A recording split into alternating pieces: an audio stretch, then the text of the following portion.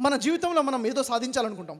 Doctor అవ్వాలనుకున్నారు, అయిపోయారు. Engineer అవ్వాలనుకున్నారు, అయిపోయారు. డబ్బు సంపాదించాలనుకున్నారు, సంపాదించేశారు. పెద్ద స్థాయికి వెళ్ళాలనుకున్నారు, అయిపోయారు. ఇల్లు కట్టాలనుకున్నారు, కట్టేశారు. చివరికి ఏంటి?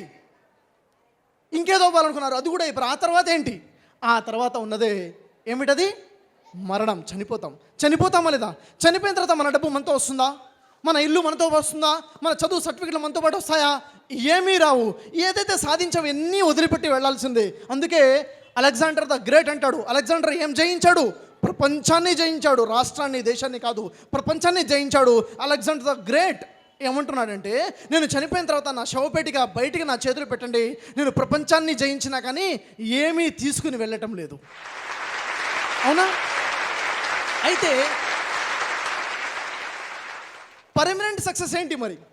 పర్మనెంట్ సక్సెస్ శాశ్వత విజయం, ఎటర్నల్ సక్సెస్. శాశ్వతంగా పరలోకంలో స్వర్గాన్ని సాధించడం. ఎవరైతే పరలోకంలో స్వర్గాన్ని సాధించాడో అతనే రియల్ విన్నర్.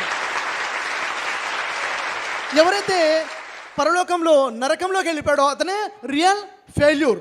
అర్థమవుతుందా? మరి పరలోకంలో స్వర్గంని సాధించాలంటే ఏం చేయాలో తెలుసా? మనందరి సృష్టికర్త ఏకైక దైవాన్ని మనం తెలుసుకోవాలి. ఒకే ఒక సృష్టికర్త ఉన్నాడని ఆయన్ని విశ్వసించాలి, ఆయనకి విధేయత చూపాలి. ఆయన ఇచ్చిన ధర్మం ప్రకారంగా జీవితం గడిపితే మనం పరలోకంలో శాశ్వతంగా విన్నర్గా మారగలుగుతాం. ఓకేనా? మనందరం కూడా ఇహ మరియు పరలోకాల్లో ఈ జీవితంలో, పరలోక జీవితంలో గొప్ప సాఫల్యం పొందాలని ఆ దైవంతో ప్రార్థిస్తున్నాను.